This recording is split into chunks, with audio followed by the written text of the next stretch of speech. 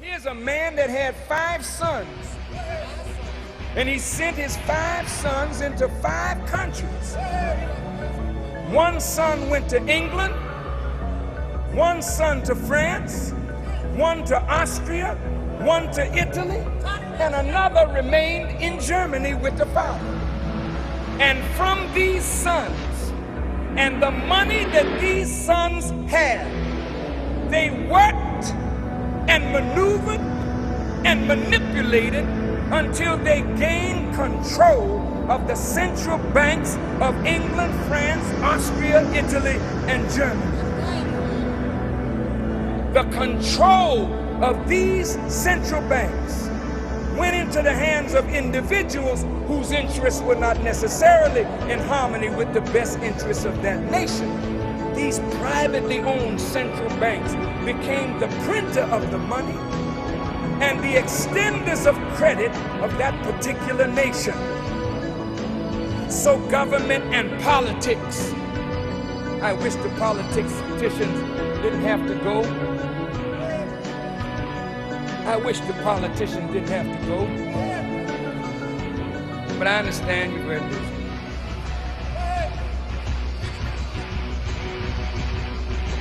Government and politics in Europe was always controlled by the money interests. Wars were fought, and in order to fight a war, governments had to borrow money. They borrowed money from these central banks. The central banks waxed rich because they loaned money and charged interest, then took over when one side prevails against the other.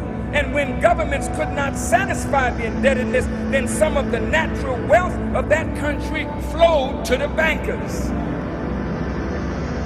They would loan money to both sides in the conflict because they really didn't care who won or who lost.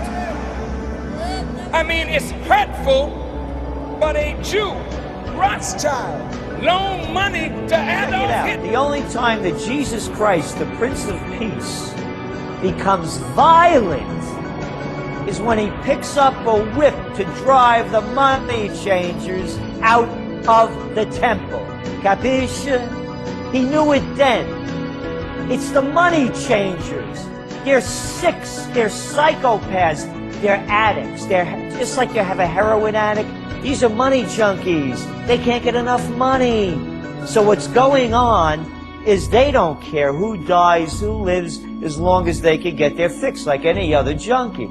So they're taking over. And when all else fails, they take you to war. Crash of 29, Great Depression, currency wars, trade wars, World War II, Panic of 08, Great Recession / Depression, currency wars, as you know, going on, trade wars heating up.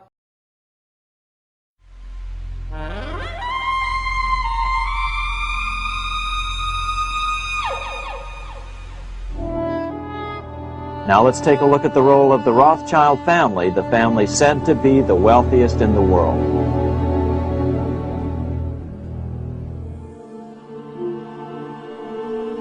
Money is the god of our time, and Rothschild is his prophet. Heinrich Heine. The mythology surrounding the Rothschilds' wealth and power is 2 centuries old. The resulting mythology has proved almost as long-lived as the firm of N.M. Rothschild and Sons itself. Ever since the second decade of the 19th century, there has been speculation about the origins and extent of the family's wealth, about their political influence, not only in the 5 countries where there were Rothschild houses, but throughout the world, about their Judaism. The 5 Rothschild houses constitute an early version of what later became known as the multinational. Perhaps the most important point to grasp about this multinational partnership is that for most of the century between 1815 and 1914, it was easily the biggest bank in the world.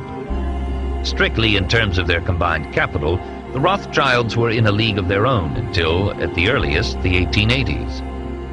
The 20th century has no equivalent. Because they were so rich, the Rothschilds could plainly claim a material equivalence with the European aristocracy. They relished the sense that they were sans pareil. In this sense, phrases like kings of the Jews, which contemporaries applied to them, contained an important element of truth. That was exactly the way the Rothschilds saw and conducted themselves.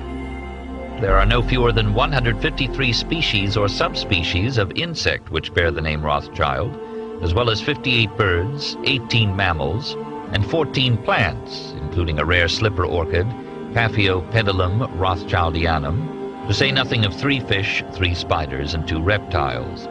The family's almost equally recurrent enthusiasm for the pleasures of the table has also bestowed the name on a soufflé and a savory, prawns, cognac, and Gruyere on toast. There are towns and numerous streets named after members of the family in Israel, Rothschild-owned vineyards at Mouton and Lafitte whose wines are drunk the world over, numerous Rothschild-built houses from the Vale of Aylesbury to the Riviera, and there is even a Rothschild island in the Antarctic.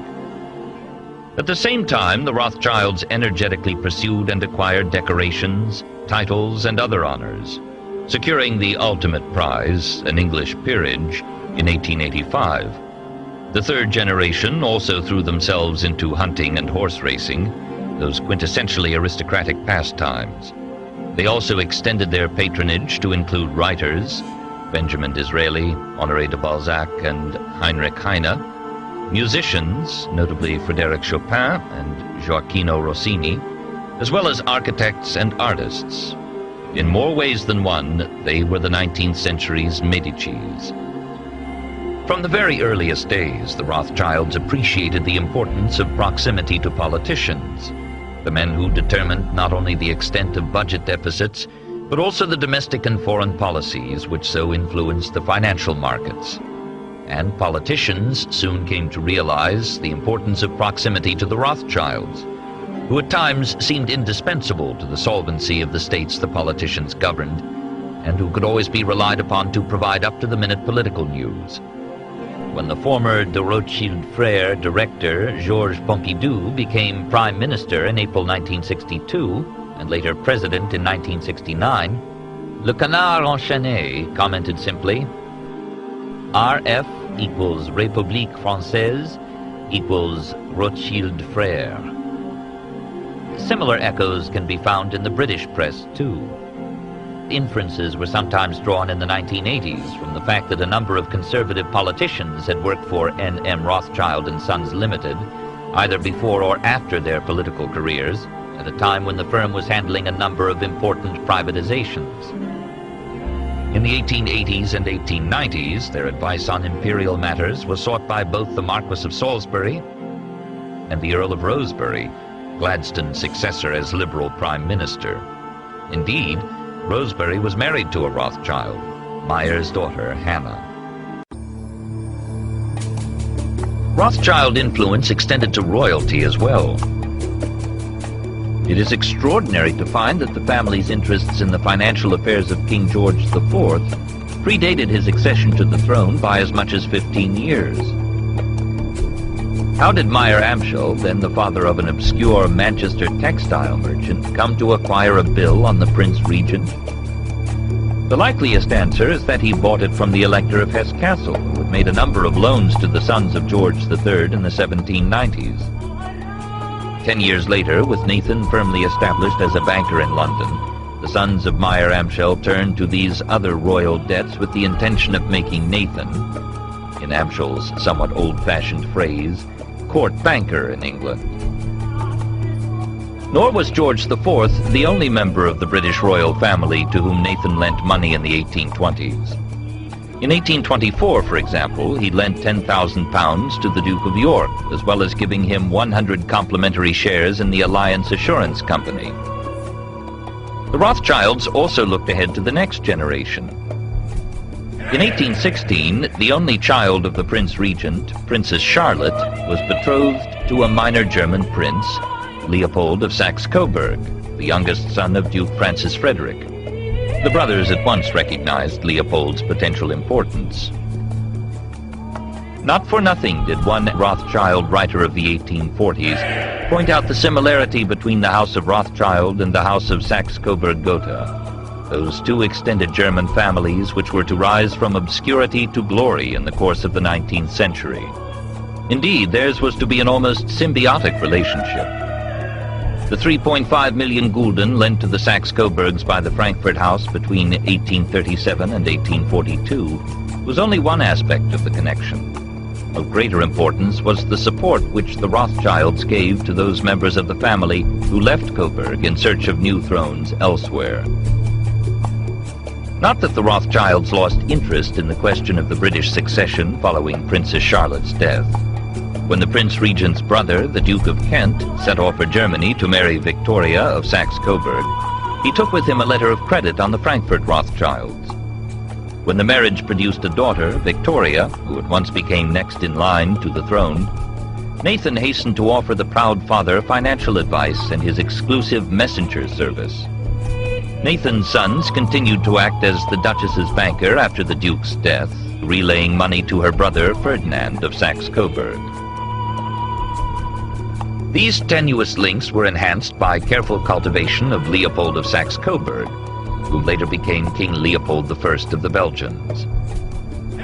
Nor was his nephew Albert above turning to the Rothschilds for financial assistance after he became Queen Victoria's prince consort. In turn, Victoria and Albert's eldest son was on friendly terms with many members of the family before and after he succeeded his mother as Edward VII.